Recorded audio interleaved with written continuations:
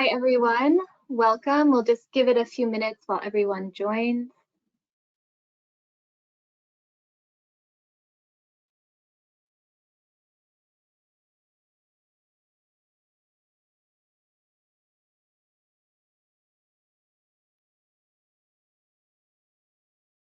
All right. Thank you all so much for being here today and taking the time to learn about the Refugee Welcome Collective. We're very excited to be here, and this is our first Lunch and Learn. We're taking them over from CWS's Lunch and Learn series. So excited to continue to carry on the weekly Monday at noon series, just now under a new name of the Refugee Welcome Collective, which we'll talk about today. My name is Jessica Chapman, and I'm the director of CWS's Community Sponsorship Technical Assistance Project, now known as the Refugee Welcome Collective, or RWC. Next slide, please. So today I'm going to start off by giving an overview of the RWC and what it is that we do. And during the overview, you'll have the chance to meet the Refugee Welcome Collective Senior Community Sponsorship Technical Assistance Associates, Jessica Ashcraft and Derek Feldman. And today we're also grateful to have Kaveh Sadayan here with us. And Kaveh develops and facilitates transformative educational experiences using trauma-informed, anti-oppressive, and equity-centered pedagogies. He co-founded University of Pennsylvania's Center for Social Impact Strategy, where he still serves as a faculty lecturer.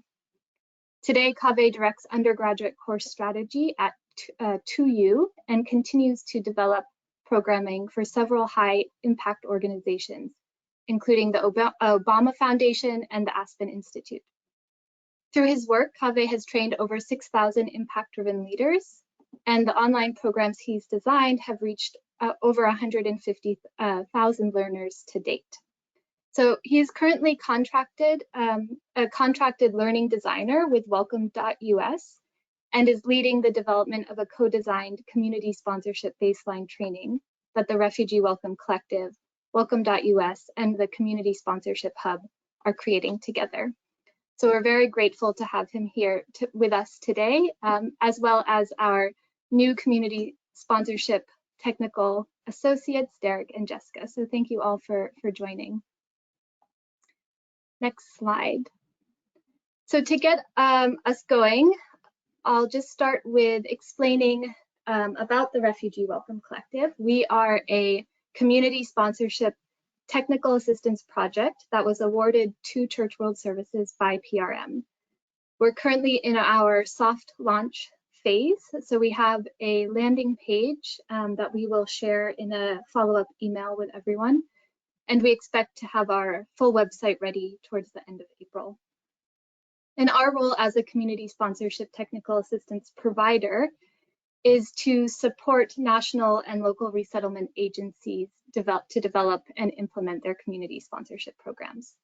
So our plan is to work very closely with national and local resettlement agencies and their partners to develop and offer training and technical assistance that meets their needs with all things related to community sponsorship, designing programs, implementing programs. And so we'll do that in various ways, including offering weekly learning sessions, developing resources that will be available on a resource library in our website when it goes live, and on-demand technical assistance. Our services are available to national and local resettlement staff, as well as community sponsorship groups, refugees that are paired with sponsors. And because much of the content that we provide can be adapted, it will also be made available to volunteers as well, so individuals who aren't necessarily in a CS group. Next slide. We have 5 main focus areas. The first is training, which we'll go into first. And the other areas are technical assistance, tools and resources, knowledge sharing, evidence, and impact. So for our training, next slide, we are in the process of creating a co-designed and co-branded baseline training in partnership with Welcome.us and the Community Sponsorship Hub. The focus of this training is for co-sponsors, and the aim is to have it available mid-April. We'll also work on ongoing training programs for sponsors, community sponsorship staff, both at the national and local level, and for volunteers. So I'm going to stop here and pass it over to Kaveh to share about his background and expertise, and he'll give an overview of the co-branded baseline training that he's leading, that we're doing in partnership with Welcome.us and Community Sponsorship Hub. So I'll pause here and pass it over to Kaveh. Yeah, thanks so much, Jessica. I will say I have a couple little, so I am calling it, the background is real. I heard someone earlier saying they asked if it was real or not, so I'm reporting it from Guatemala today. A good friend of mine got married over the weekend, and about 4 minutes ago, a very opinionated bird just landed next to me. So if you hear a lot of chirps, that's what's happening. So I will say the internet is pretty good right now. I'm knocking on the wood table. I do have a backup plan in case it goes out, but let me know if and when you all can't hear me. But it is absolutely my pleasure to be here. Thank you all so much for joining, and Jessica, thank you for the introduction, the very generous introduction, no less. I wanted to chat a little bit about the work that we're doing. We're all really excited. I think there's going to be there's a great, both what we've identified, a great need, and I think a huge opportunity for this as well. I'll say even just personally, I haven't been really taking on additional work lately, and my parents are refugees from Iran, so this has been something that's been very near and dear to me. I haven't really worked in this space. I've been in the adult education and online space for over a decade at this point, but this is a dream for me to be working on this with you all. So anyway, I've come to really appreciate the group and all the work you all are doing. So I just wanted to start with a note of gratitude. I wanted to share a little bit. I think on this next slide, I just go very quickly. It's going to be a very quick primer about how we're going about this course building process. So I'll start a little bit about the baseline training itself, what we're thinking, specifically starting with the methodology. So it's a little bit of a non-traditional approach to course design that is very, very centered around the learner and the user. I'll share a little bit about what our outline is starting to look like and what a potential learning sequence might be given the adult learner population. And then I wanted to chat about the LMS. So I'm in particular very interested and excited about the LMS and the opportunity there. It leverages microlearning, which is more and more becoming we're starting to realize that actually is a really effective platform for adult learners, especially the folks that are really busy. And then we'll wrap up with just an iterative build on what this looks like in the future and how we're going to very intentionally leverage data to improve this, and not only improve, but probably innovate even and identify new ways of sharing this content that is really centered around the learner and the insights that we'll glean from the learners. So on this next slide, I'll start with methodology. As a faculty lecturer, I can't help myself, so I'll start here. So normally we have our baseline training, and I think on the next subsequent, yeah, exactly. So this is effectively the methodology. What we're hoping to do is start with some sort of a baseline training, and then move quickly into an iterative approach.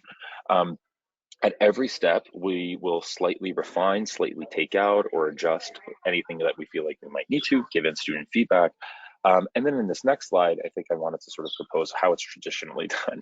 So oftentimes experts or SMEs will come in and sort of say, this is what I think everybody needs to know. And they'll sort of develop this ideal state.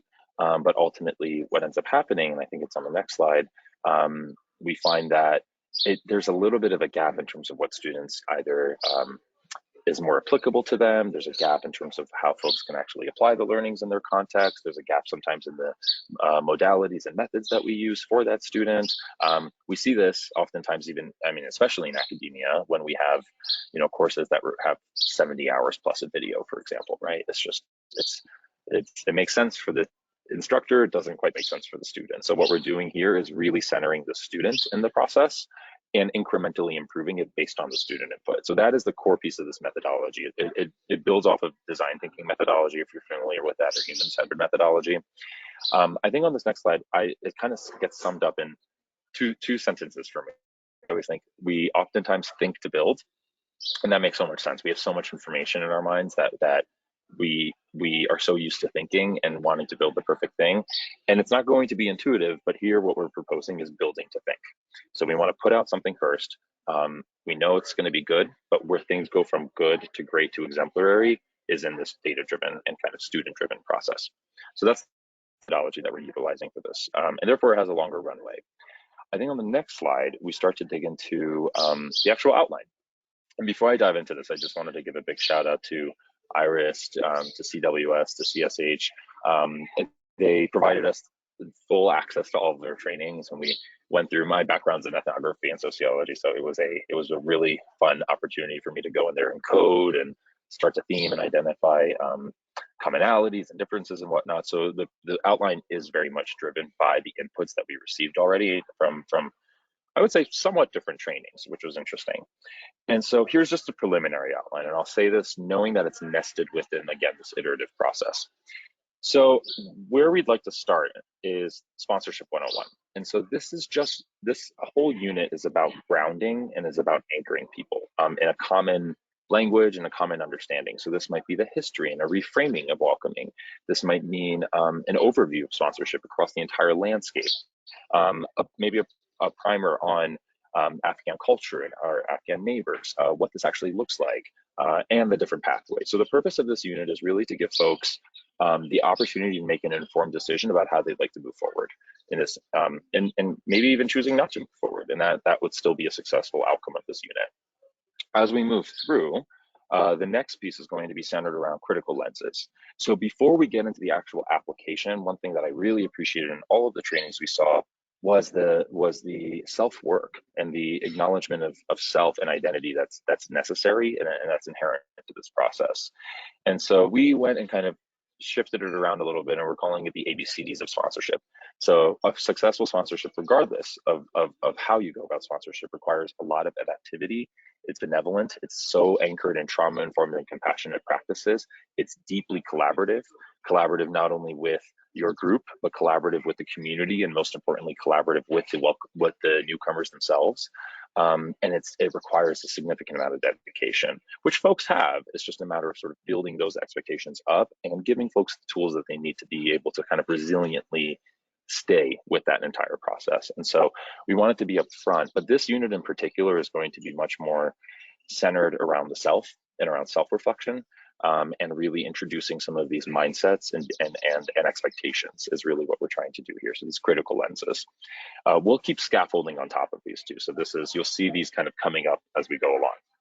Then we get into the actual impact area. So this is now we're starting to get a little bit more applicable.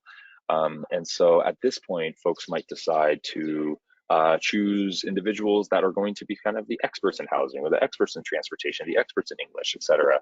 They may take much more in-depth units, and they'll come back and actually report that back out to their team in a way that's applicable to their communities. But this is where we actually get into the crux of the technical training. And again, it'll be by support areas. So the team might decide everybody should become a technical expert in everything. I think from a learning designer standpoint, we want to try to reduce the cognitive load on every single person as much as possible. And I also think this is a fun opportunity to help the group establish individual expertise, and it'll help establish roles and accountability and whatnot. And so this is where we might start to see students sort of going apart only to come back together later on. This is also an ideal moment, and I think it's on the next slide, to start to bring in the logistics. So one thing that I found very interesting as I was going through all the trainings was just how upfront, and I really appreciated this, everybody was about the administrative needs and the logistics that go hand in hand with sponsorship. And so this is I think maybe the time now that we are really, we've on-ramped and we are now in this really kind of technical learning moment. This is likely the right time. And at this point now, folks have an understanding of the expectations that they have, and now is an appropriate time to sort of scaffold the logistical and administrative needs that are inherent to those more kind of support area driven applications. And so this is where we might actually this is likely going to be the customized part of the training. And then finally, a little bit more, we start to finish this out. This is now coming into the descent, into the landing, so to speak, of the training. The group comes back together, and now it's becoming a lot more interactive. the group is coming together. Now is when maybe the group will present to each other what they've learned in each of those units, how they see it applying in their communities, questions that they have, asks that they have of others. There might be an opportunity to do maybe a brainstorm, either within the actual support group or with a larger community of the various resources that are available. Again, really moving into an asset-based approach. Versus kind of a fixed mindset, really leveraging community and pushing methods and methodologies that enable folks to really leverage their communities, and then coming up with a really prioritized plan on how to go about this, and mapping it out really clearly all the way through the 90-day or plus engagement, but even starting with pre-arrival. So that's the overarching kind of outline that we're working with. I believe that should be, I think there might be, yeah, there is actually one more unit now that I'm thinking about it. And this is where we tie everything up in a bow. So this is the way I've always described, at least the programming that we've done for impact-driven leaders in the past, is a lot of folks come to us for content, but really what they need to really get the job done is not only content, but they need community, they need care, and they need courage, right? And so it's the intersection of those four that creates very resilient, impact-driven kind of agents in any capacity. And this last piece really gets to the courage piece. And so doing very, very kind of the real talk scenarios of what could go wrong, bringing back the ABCDs and saying, now that you've gone through all of this, how can you act, and where may you fail in being adaptive, benevolent, collaborative, and dedicated? And what would you do? How would you know? How would you know if you're failing? What are not only the red flags, but the orange flags or the yellow flags? And actually digging into true scenarios. This is also a really great opportunity to bring back voices of other folks who have sponsored and giving real life scenarios again, and ending with a really empowering and motivating and energizing kind of onwards and upwards unit that really gives folks the courage and fully passes the baton over. So that's the overarching kind of learning journey that we are developing. Again, very much influenced by the outlines that we received. And then on the next slide, I'm going to get a little bit more technical and get into the actual learning sequence that we're seeing. So this follows generally best practices in adult learning theory, or just pedagogy in general. So oftentimes we think it's best to start with learning, and this is an opportunity for you to gain knowledge. This will most likely be better suited for asynchronous content, meaning things that anyone can watch at any time that they'd like, and it's usually focused on the individual. After they learn, there has to be this moment where they reflect on that. So there has to be some sort of almost like a metacognitive reflection or just a internalization of the content you just gathered. Again, this could be done asynchronously. It's mostly individual because it's sort of thinking and interrogating your own relationship with that new knowledge. Then we move into application, which is where we contextualize it. Now that I've internalized it, now what? What's the so what of this? And then landing with the discussion. And so here's kind of the path that we might see this. The training will likely start a little bit more on the individual side, and as we move through the training, it becomes more applicable, and then it becomes more even oriented around the group as a whole. When we get to resiliency building, we are now fully in discussion-based approaches. It's largely synchronous. Folks are getting on Zoom calls together or meeting in person, working through guided questions. So we're trying to kind of cover the gamut in that regard. This also, I think, will maintain retention and engagement. Folks are oftentimes most likely to engage in asynchronous content in the beginning, and then one way that we can keep their engagement and retention is by making it much more interactive and applicable as they go along. So this follows that model as well. Then I think on the next slide, I could keep geeking out about this LMS, so I'm going to try to go very quickly about this. One thing I am very excited about is microlearning. I was inherently very skeptical. I'm an academic. I have been skeptical for many years of my life, and I'm an East Coaster, but microlearning is starting to win me over. There are some compelling studies out there that actually show it is a very effective tool around learning efficacy and around engagement. So I think this is a quick video just to give you all a sense of what it'll look like. We're building this to be mobile first. It has the capacity to be used on your computer and in many other platforms, but we are building this to first and foremost be able to be taken on an app or an iPad, and with really kind of robust built-in analytics tools. If it's not here, it's all good. I could always follow up with a video as well if folks are interested in seeing a demo of what this looks like. So it should be a pretty interesting use case. I will try. I'm not sure if the audio will go through or not, but we will try this. 1 second. Oh, all good. No problem if it doesn't.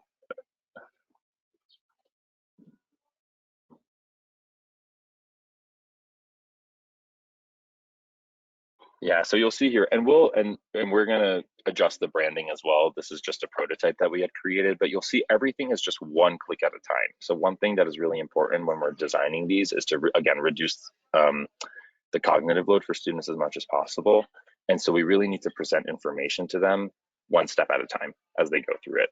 We may embed very interactive opportunities within there. I'll talk about the assessment strategy in a moment, but folks would kind of very quickly do recall on the knowledge they just got. Ideally, we would gamify this a little bit, and again, the platform accommodates all of that as well. Derek, I'm thinking in the interest of time, maybe I can, because this goes on and on, we would embed, you'll see there's animated videos in this, there's assessments in this, etc. But the only other thing I wanted to chat about as we think about the LMS is another focus is really doing low stakes assessments. So one thing that we do know with adult learners is that doing very high stakes assessments at the end, one, it increases the likelihood that the integrity of that assessment data is accurate. So if somebody has a really, really big exam, they're likely to go back and make sure they got it right. If we do much more lower stakes assessments, we actually can first evaluate if folks are actually retaining this. And second, it actually is in and of itself a learning tool.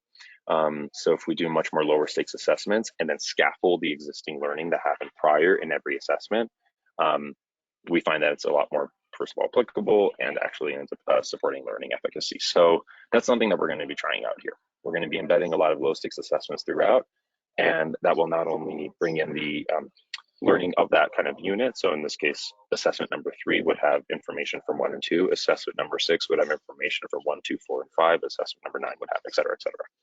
So that's something that we're playing around with as well.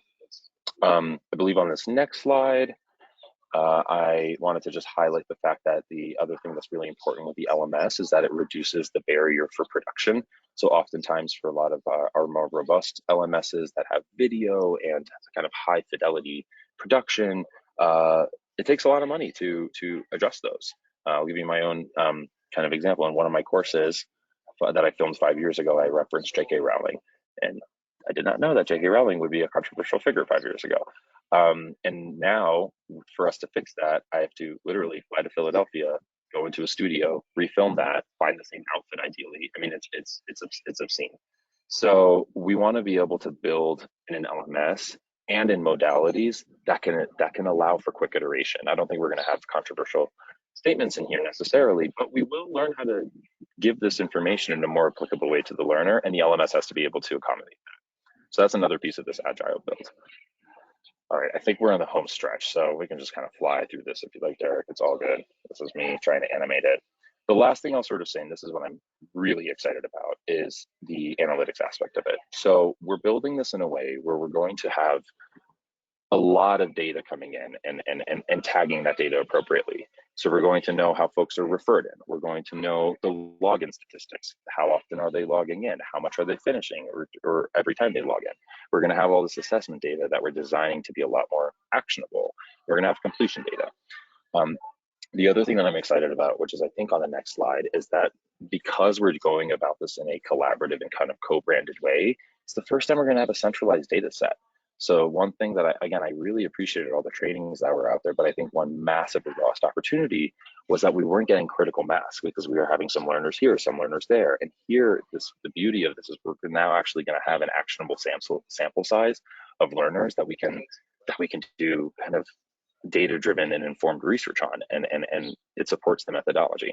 So that's another thing that I'm particularly excited about. The last thing I'll sort of say on the iterative build side, which is I think on the last, is feedback.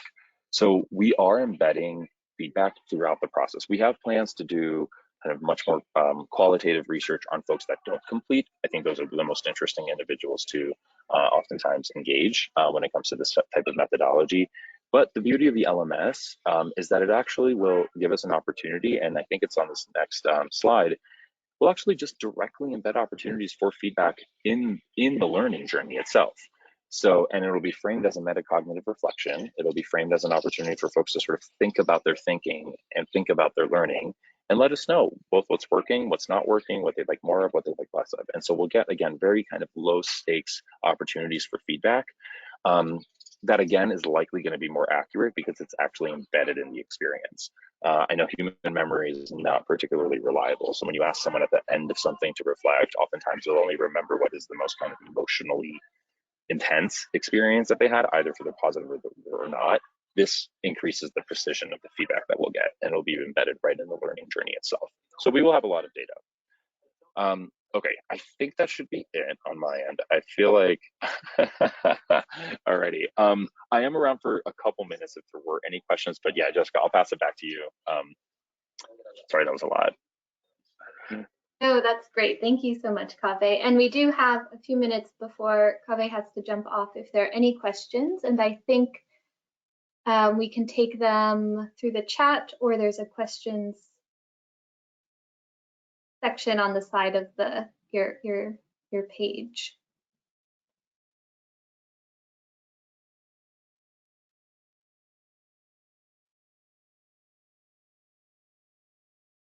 All right. Well, we can continue to receive questions and send response in our follow-up email. Kaveh, thank you so much for joining us. I know you have to hop off, but we really appreciate you coming on and sharing about how this process of designing the baseline training is going. So thank you so much.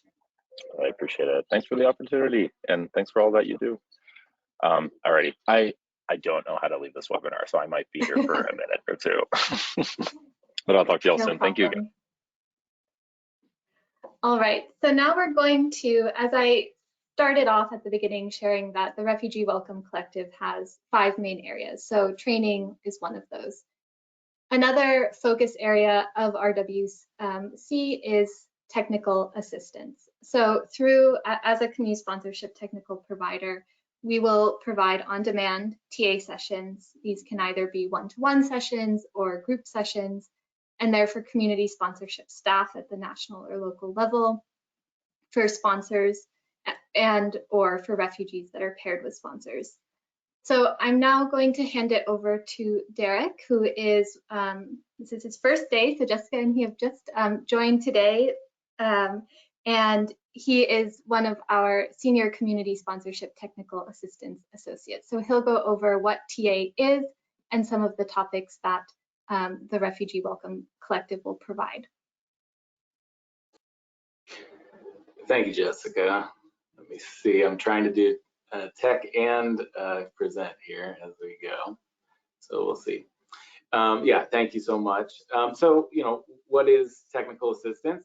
It's support for national resettlement agencies and affiliate offices, for groups, for sponsors, for community groups and volunteers who are working directly with refugees on kind of a whole host of content and really strategizing on how to problem solve. You know, first just kind of adding to that base knowledge that might be needed, some of the specifics and logistics of, you know, getting you know, very sort of detailed of, okay, who do I go to, or how do I go about helping this client get their employment card, their EAD card that allows them to get work. If there's a problem on it, if there's a mistake on it, who do I contact about that? So very kind of detailed, granular level of expertise. We, you know, as technical assistants can help with that. There are all kinds of other things like navigating group dynamics or ideas for how to organize yourselves as a group, as a co-sponsorship group, for example. Designing or utilizing program policies, agreements, forms, how to go through those forms, how to complete those if needed. Again, as additional help with staff or even training staff, you know, we can do that kind of thing. Understanding general best practices related to confidentiality, boundaries, power dynamics with groups, things like that. Monitoring and evaluation, we can provide technical assistance for those kinds of things. Building and understanding, we think that there's a lot of room for this and a lot of interest in kind of building, understanding, and working together between caseworkers, case managers, and community sponsorship groups. How do we work together? How can we really be effective as a team instead of stepping on each other's toes or anything like that? What can we do to make that better going forward? We can provide technical assistance about kind of what sponsorship is, how it's designed, the implementation of that sponsorship, and then also just the sort of logistics and basics of understanding the core services that that refugee clients and APA clients, the Afghan parolees are expected to receive those core services. What are they? How do you actually implement those or be supportive of staff, or again, for staff, what are those? How are they all implemented? So those are the types of general technical assistance that we can provide. And it's we can do it on demand. It can be one-on-one sessions. You can send us an email and we can look into trying to address that. We'll have regular kind of teachings and trainings and things like that to stay involved. We will also have both an app, a database, and a resource library. So I think I'll talk a little bit more about the app and database here in a second, but and then we'll talk a little bit about that resource library. But these are forms, teachings, explainers, one-pagers that have a wealth of information on a variety of topics and a variety of needs, whether that's a home supply list or something like that. All of the things that a newcomer will need in their apartment or home.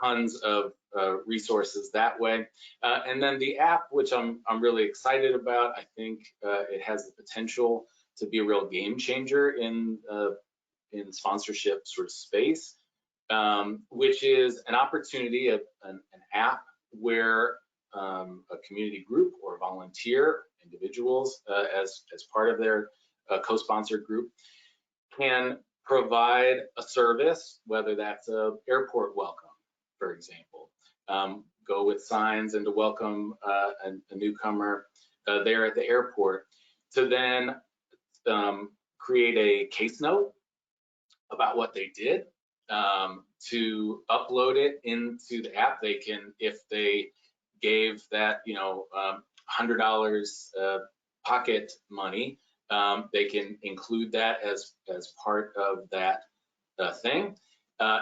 It's accessible to staff at the local resettlement agency, so they can see it. They can use that for their own case notes, for those checklists of making sure that all of those core services are being done. It's a usable and sort of streamlined way to actually capture all of the work that co-sponsors and community groups and volunteers are doing, to make sure that we really are capturing and being able to tell that full story of all of the welcome that they're doing, as well as, like I said, a database in which to draw information from. Okay, and sorry, again, I'm trying to do sort of tech and presenting at the same time. But that database allows for kind of, it assigns national agencies. So at the national agency level, they can have access to that. The national users can then assign local offices, so that the local office can pull information directly about their local office, or the volunteers or co-sponsors that are being matched with a client that has been assured by their office. Then the local office assigns the community sponsor group and volunteers to the clients, matching those directly with their numbers, and then the community sponsor members and volunteers are able to log in and track their activities and submit case notes that way. So I will continue, but I'm gonna pass it over to my colleague, Jessica Ashcraft. Thanks, Derek. I'm Jessica Ashcraft. I'm alongside Derek with the CSCA project, and I appreciate Jessica's introduction. It is my first day, and I'm happy to be here. I'm going to talk a little bit about one of the other sort of big goals as a collective in the name itself. Obviously, one of our main goals is to really facilitate opportunities to share knowledge between community sponsors, community sponsor practitioners, refugee resettlement agencies. And we're going to do that a few different ways. The first way, obviously, we're here now is through Lunch and Learns, and we'll talk about some exciting Lunch and Learn opportunities that are coming up soon. Also, hosting regular roundtable discussions, and then really trying to facilitate communities of practice that share that knowledge quite regularly. And I think next slide, Derek. So speaking of Lunch and Learn, some of the stuff that's coming up next week, our Lunch and Learn is going to really explore different approaches to national resettlement agencies are taking. We're going to have folks from ECDC, folks from IRC, folks from HIAS to share about the approaches that each of their organizations are taking. I think it's really helpful to see what one another is doing, what's working, what needs improvement.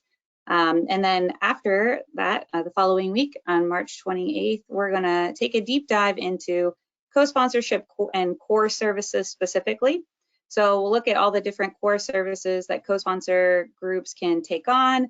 And the panelists that week will sort of discuss their insights into what core services work really well for community support groups to take on, which are a little bit more challenging. And the ones that are challenging, what are some sort of tips and tricks to make those a little bit easier and again, take some of the burden off of the resettlement agency and increase the relationship with the co-sponsored individual or family. And so sort of which are best to take on, which are best to leave to maybe the resettlement agency. All of those sessions, I think Jessica Chapman will send in a follow-up email links to be able to sign up to make sure they are there for those upcoming sessions. With respect to the roundtable discussions, we had our first roundtable discussion last week. We had really great discussions, so thank you if you were able to come to that, and we hope that you'll tell others in your network about how that went and encourage more folks to attend. That session really explored the community sponsorship system pretty broadly in the US. Everyone who attended reviewed a draft systems map, sort of how groups are coming to be interested in working in the community support role and maybe the drop-off points and the best practices that were shared there. They were really able to give a lot of feedback on recruiting those groups, training them, and so it was a good time to share and learn from one another.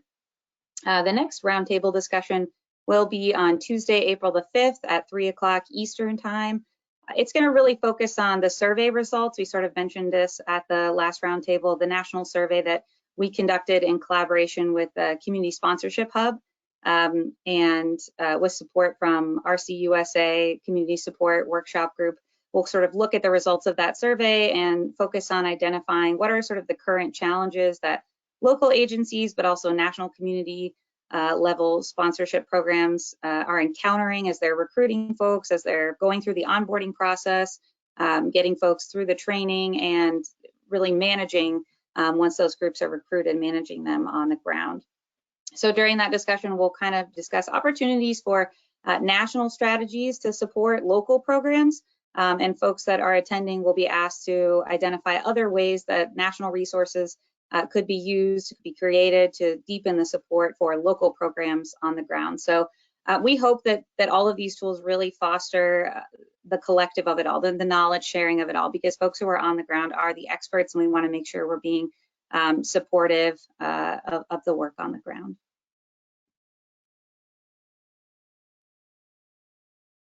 Thank you, Jessica and Derek. We now have a few minutes left. If there are any questions, please feel free to drop them into the questions function on the side.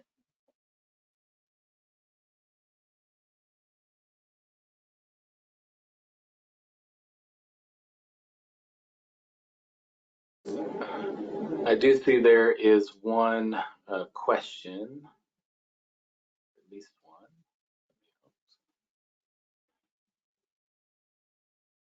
Can you see that, Jessica? Or I can read it. I'm not seeing the questions. No problem. So it says, so for those of us who are already doing sponsorship, I'm sorry, it's a little hard to read here, who are already doing sponsorship, will it be designed more as an initial learning or kind of a continuing education? Interesting thoughts for, oh, well, it's kind of cut off there, but sorry. But I think the question that's being asked is it going to be geared towards novices, beginners, or is it also going to be geared towards, intermediate learners, people who are already doing this, maybe even are experts, but need some additional support? Yeah, so the baseline training that we are designing in collaboration with Welcome.us and the Community Sponsorship Hub, which is what Kaveh was speaking to, that training, we're also very grateful to all of the resettlement agency co-sponsorship points of contact who have reviewed the outline and are giving their feedback to it. So, on the one hand, we very much recognize there are lots of different trainings, particularly at the local level, that are happening. And we hope that this training can either take off some of the burden of trainings that are happening or supplement training. So it's certainly meant to be a support tool that agencies and local offices can choose how to best use. And, I think in the ideal scenario, you'll be able to pull out different modules or suggest to your groups, please go, and if you don't want them to do the whole training because you already have a comprehensive training, but that, modules 1 through 4 would be helpful, that you would be able to point them to that. So for the community sponsorship baseline training, that's our vision. For other trainings that we develop in the future for practitioners, that will be very much informed, as the baseline has been, by our local affiliates and national agencies and what's most needed. So we're not as far along in developing outlines for that, but it's very much driven by the needs and what we see and are getting requests for. Someone else asks, will Lunch and Learns eventually be face-to-face? That's a great question. I don't know, Derek, if you know from CWS in the past, if they've ever had face-to-face Lunch and Learns. I think because we are working at the national level and want to be inclusive of a wide range of communities, we'll continue to offer them virtually. I do hope that we'll have other ways to connect in person, but I imagine the Lunch and Learn will stay as a virtual Monday at noon series. Yeah, that makes sense. I was going to say, perhaps that at some point we might end up doing trainings or some sort of a conference, maybe that perhaps would be in person in some capacity, but with also streaming for those who couldn't attend in person. But also, even if it's online, there may be opportunities for it to be a little bit more where the audience can be kind of part of a discussion where they could unmute themselves and be on camera and also kind of discuss together. That there might be some opportunities for that, but generally this is the format of most Lunch and Learns. It's a presentation, and then there are some opportunities to ask questions, but maybe more of an open discussion would be a really interesting format too.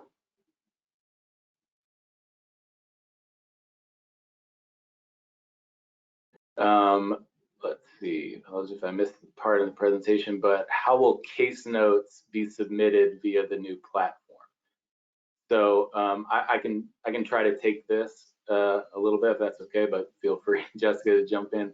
On the app, when a community sponsor is doing one of those core activities or just any of those other wraparound services. So let's say, for an example, the community sponsor volunteer is taking the refugee client to the public transportation to go buy a bus pass and to show them how to utilize public transportation near them.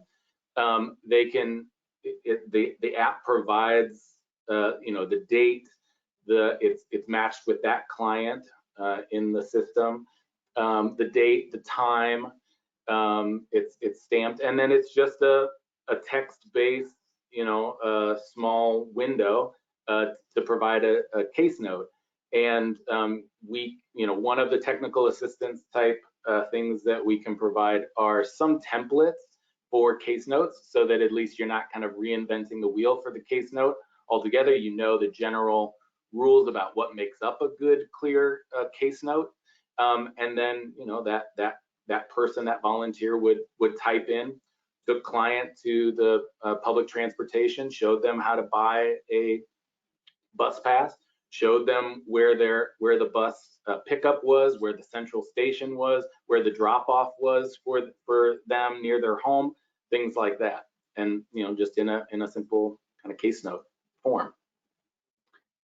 It'll also have some other features, like if there was something else, like let's say for the home setup, the apartment or home setup, if it involves donations, so the group donated a couch and beds and kitchenware and all that kind of stuff, that can be listed as part of that in-kind donation. Or if the group was able to provide the money for 2 months of rent or something like that, that can be input into the system.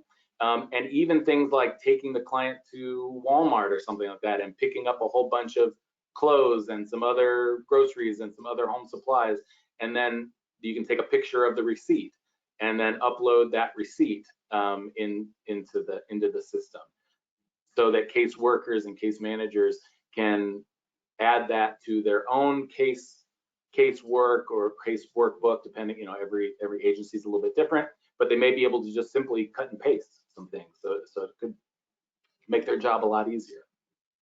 That's the general idea. I want to be mindful of the time. We have reached our 12:45. So just for those that have to hop off, we will send a follow-up email that will include a recording of this session, as well as the different links that we have been mentioning throughout, including a link to our temporary landing page that we have in place while we wait and develop our website. And on that the landing page, you will see there is an email. So if you have a resource that you would like to have included in our resource library, please feel free to send that to us. Or if you would like to request technical assistance, you may send us an email there and we'll get back to you. So thank you all so much for joining us, and we look forward to hopefully seeing you next week. And a link for that will also be in the email that we send. So thank you.